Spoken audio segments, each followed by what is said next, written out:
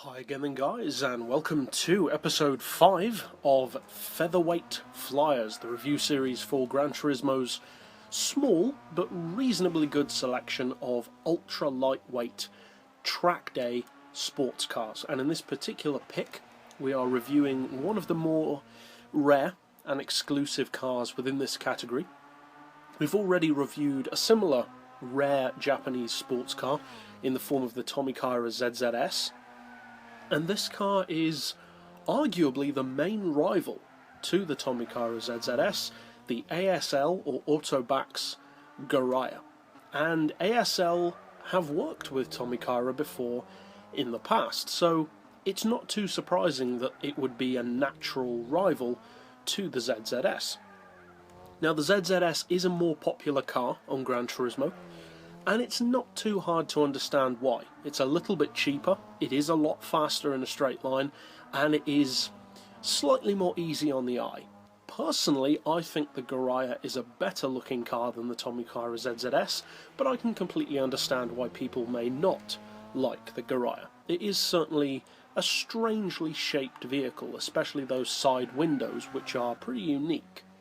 Now the racing version of this car is one of the best Super GT machines in the game. Premium and non-premium. But what about the road car? Does it live up to the racing version? Because the racing version, with the full racing aero kit, looks almost like a toned down version of a Le Mans GT1 car. This version though is much more of a traditional small sports car. So how does it compare? Well, in the majority of ways, it compares to not just the Tomicaira, but to vehicles like Lotus and Vauxhall, and other small sports cars on the game pretty well. The price for a start isn't too bad. It costs 65,000 credits, which is only a little bit more than the Caterham, and a little bit more than the Tomicaira ZZS.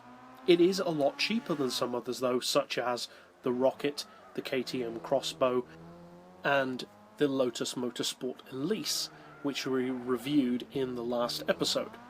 So what do you get from this car? Well, you get a naturally aspirated 2-litre mid-mounted engine driving the rear wheels, and it's kind of surprising that this is only a naturally aspirated vehicle. I think that's kind of a shame, because this car actually has the potential to be more powerful than the Tomicaira ZZS, but due to the fact that it doesn't have the option of a turbo or a supercharger, it's not allowed to be.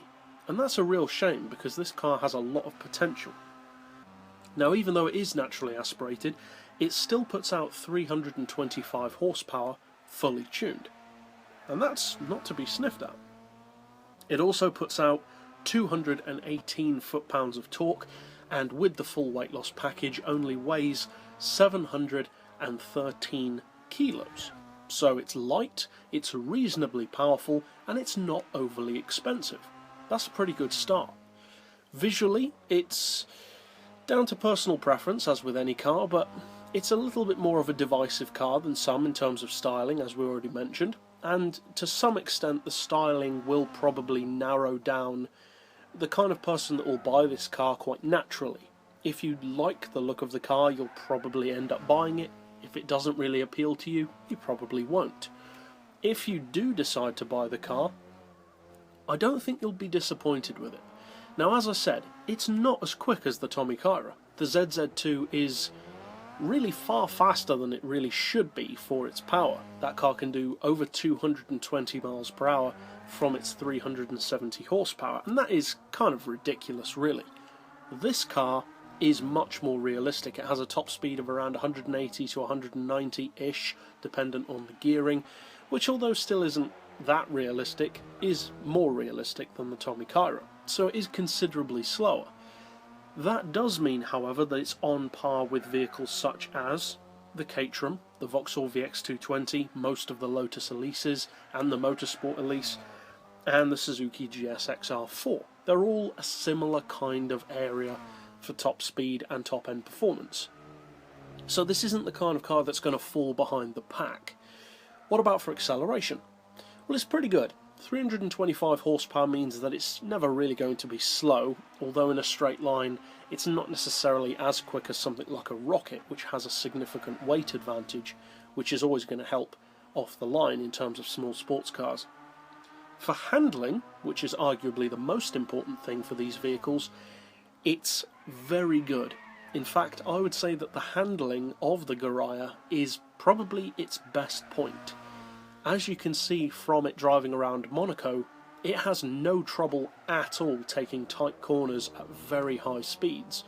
It actually surprised me when I first drove this car way back on Gran Turismo 4, just how good it was around corners, and that hasn't really changed all the way up to GT6. It's still very good, and I think the main reason why you don't see more people using this car is that it's just very easy to forget about this car on the game. There are so many more obvious choices, even from companies such as Lotus, where when people want a car like that, their mind will automatically think of those models. KTM, the Light Car Company, Vauxhall, Lotus, Tommy Kaira. Your mind doesn't really jump to ASL.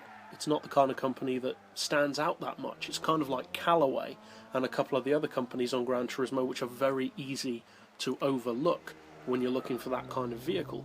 But just like Callaway, this is a car not to be overlooked. It's genuinely brilliant at what it's good at. It's not the quickest in a straight line, it's not the quickest off the line, and it's not necessarily the cheapest either. But it's a very good all-round sports car. It's visually unique, it's exclusive because not many people use it on Gran Turismo, and the handling is absolutely fantastic. And because of the fact that it doesn't have a huge amount of power to deal with, the brakes are also very good. So I'd recommend giving this car a try, and that's it overall for this particular pick. So I'll see you guys next time, and as always, thanks for watching.